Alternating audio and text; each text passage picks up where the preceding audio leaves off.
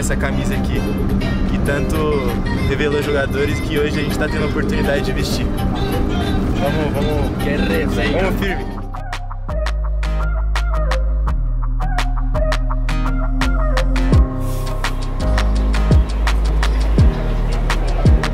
Força Bugre, bora! Vamos!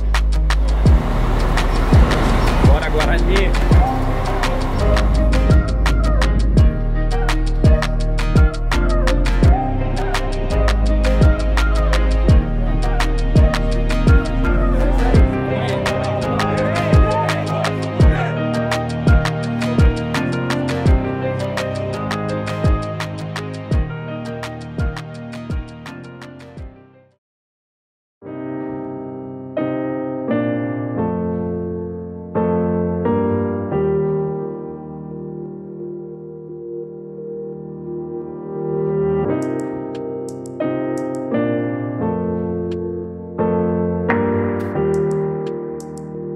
Muito pé no chão.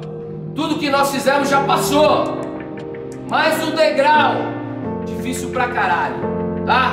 Peço uma coisa. Continuem com a mesma vontade, honrando a camisa do Guarani.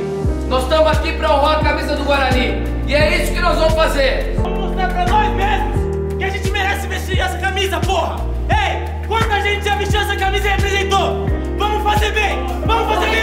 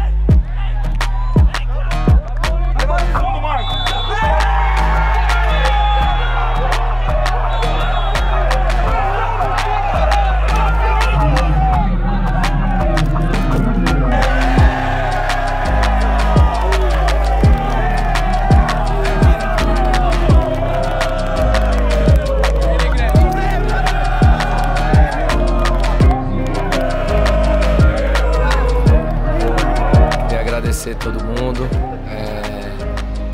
agradecer a torcida do Guarani, agradecer a direção. A gente chegou aqui nas quartas de final, só nós sabemos as dificuldades que nós passamos, os atletas. Mudamos conceito de trabalho, mudamos uma ideologia e viemos buscar o que o Guarani sempre foi um clube formador.